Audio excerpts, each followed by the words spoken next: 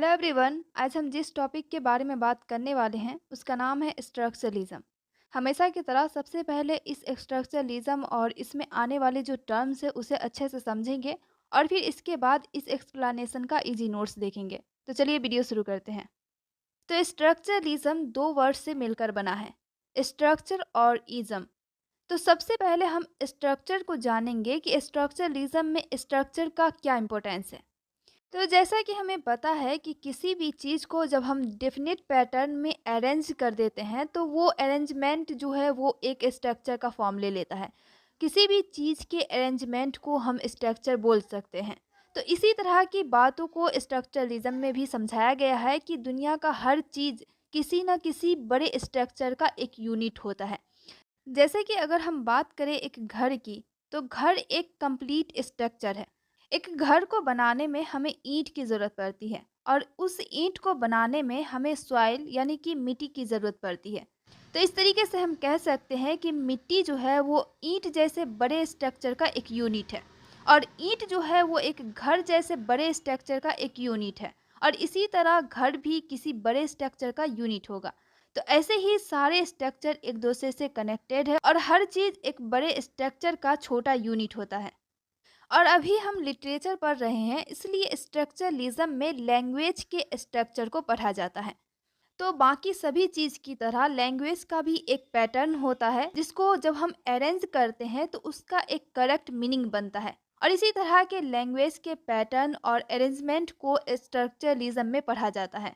क्योंकि लिटरेचर जो है वो एक स्ट्रक्चर है जो कि अलग अलग यूनिट से मिलकर बना है। जैसे कि पोयम, नोवेल, ड्रामा, एस्से, इस तरह के अलग अलग यूनिट से मिलकर एक लिटरेचर बनता है।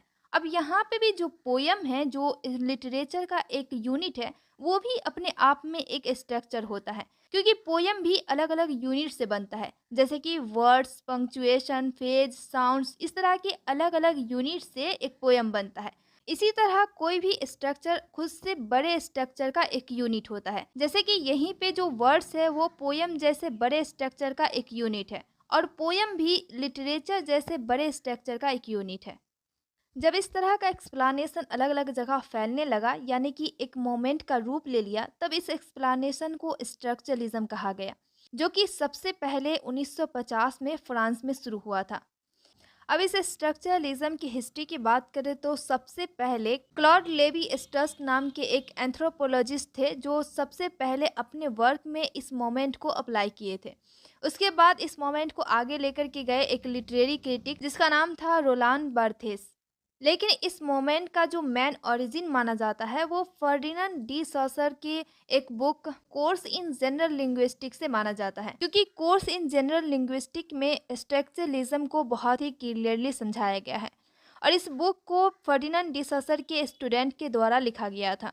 जब फर्डिनेंड डी सॉसर एक यूनिवर्सिटी में अपना स्पीच दिए थे, स्ट्रक्चरलिज्म पे अपना स्पीच दिए थे, तो उस स्पीच का फर्डिनेंड डी सॉसर के स्टूडेंट के द्वारा रिटर्न फॉर्म लिखा गया था जिसका नाम दिया गया कोर्स इन जनरल लिंग्विस्टिक, जिसमें स्ट्रक्चर लिंग्विस्टिक के बारे में बताया गया है। अब यहाँ पे लिंग्विस्टिक लैंग्वेज के स्टडी को ही कहा जाता है। फर्डिनेंड डी सॉसर अपने वर्क में इस स्ट्रक्चरलिज्म को समझाने के लिए कुछ थ्योरी बताते हैं, जैसे कि साइन थ्योरी। इस थ्योरी में फर्डिनेंड डी सॉसर का कहना था कि लैंग्वेज जो है वो एक साइन के सिस्टम की तरह काम करता है। मतलब कि लैंग्वेज को बोलने और सुनने के लिए यूज किया जाता है और इस तरह साइन का पूरा सिस्टम काम करता है। इसी वजह से साइन का दो पार्ट होता है, सिग्निफायर और सिग्निफाइड। अब यहाँ पे जो लैंग्वेज हम बोलते हैं और बोलने में जो वर्ड यूज होता है उस वर्ड को सिग्निफायर कहा जाएगा। और इस वर्ड को सुनकर सुनने वाले के माइंड में जो इमेज या मीनिंग बनेगा उस इमेज या मीनिंग को सिग्निफाइड कहा जाएगा। फर्डिनेंड डी सॉसर का कहना था कि सिग्निफायर और सिग्निफाइड की कम्बिनेशन जो है वो आर्बिट्री है, यानी कि मनमाना कम्बिनेशन है। सिग्निफायर और सिग्निफाइड का कम्बिनेशन हर जगह पे हर इंसान के लिए सेम नहीं हो सकता है। जैसा कि हम यहाँ पे देख चुके हैं कि सिग्निफायर जो है वो वर्ड के लिए यूज किया जाता है और सिग्निफाइड जो है वो मीनिंग के लिए, जो वर्ड हम बोल चुके हैं उसके मीनिंग के लिए यूज किया जाता है। तो ज़रूरी नहीं है कि जो वर्ड हम बोल रहे हैं वो वर्ड का मीनिंग जो है वो हर जगह पे एक जैसा ही बने। जैसे कि जब हम एप्पल वर्ड बोलते हैं तो हमारे माइंड में रेड एप्पल का इमेज बनता है। लेकिन यही एप्पल वर्ड को अगर कश्मीर में बोला जाए तो वहाँ पे ग्रीन एप्पल का इमेज बनता है, क्योंकि कश्मीर में यही एप्पल वर्ड को ग्रीन एप्पल के लिए यूज किया जाता है। इसलिए एप्पल वर्ड का मीनिंग वहाँ पे चेंज हो जाता है। अब यहाँ पे सिग्निफायर जो है वो सेम है, लेकिन सिग्निफाइड जो है वो चेंज हो रहा है। ऐसे ही इस तरीके से दिखने वाले जानवर को हम कैट बोलते हैं, लेकिन ज़रूरी नहीं है कि हर जगह पे इस तरीके से दिखने वाले जानवर को कैट ही बोला जाता होगा। उस जगह पे उसके हिसाब से कुछ अलग नाम बोला जाता होगा। तो इस तरह यहाँ पे सिग्निफायर तो सेम है, लेकिन सिग्निफायर चेंज हो रहा है। फर्डिनेंड डी सॉसर का यही कहना था कि सिग्निफायर और सिग्निफाइड का कॉम्बिनेशन आर्बिट्री होता है। किसी जगह पे सिग्निफायर सेम होता है तो सिग्निफाइड अलग होता है, और किसी जगह पे सिग्निफायर अलग होता है तो सिग्निफाइड सेम होता है।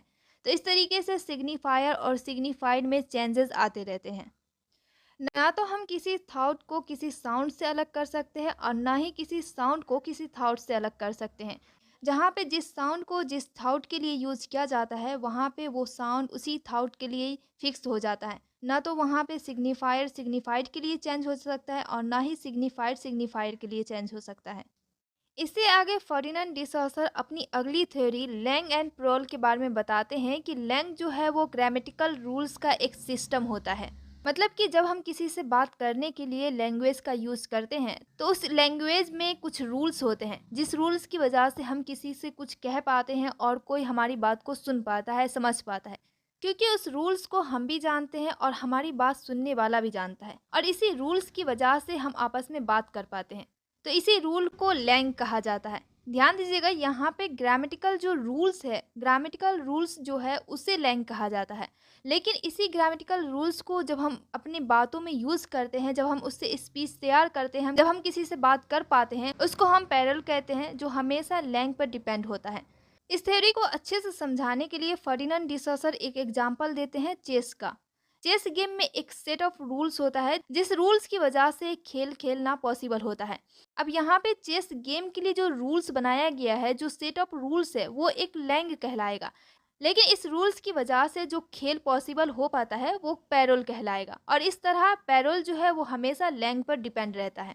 इससे आगे फर्डिनेंड डी सॉसर सिंटैग्मेटिक और पैराडिग्मेटिक रिलेशन के बारे में बताते हैं कि किसी भी सेंटेंस में वर्ड का जो पोजीशन चेंज होता है, और उस पोजीशन चेंज होने की वजह से जो मीनिंग चेंज हो जाता है, उस रिलेशनशिप को सिंटैग्मेटिक रिलेशन कहा जाता है।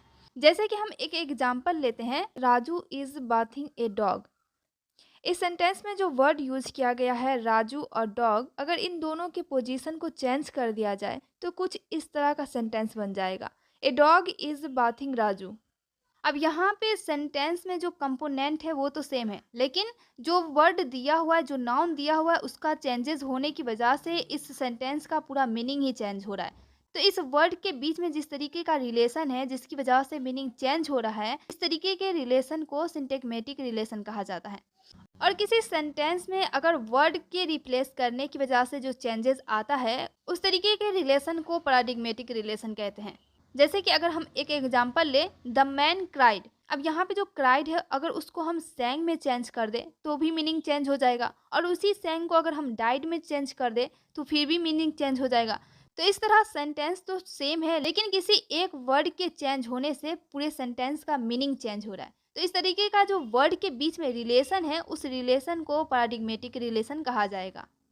तो जब भी किसी भी सेंटेंस में वर्ड का पोजीशन चेंज होता है तो वो सिंटैग्मेटिक रिलेशन कहलाता है, और अगर वही सेंटेंस में वर्ड को रिप्लेस किया जा रहा है तो फिर वो पैराडिग्मेटिक रिलेशन कहलाएगा।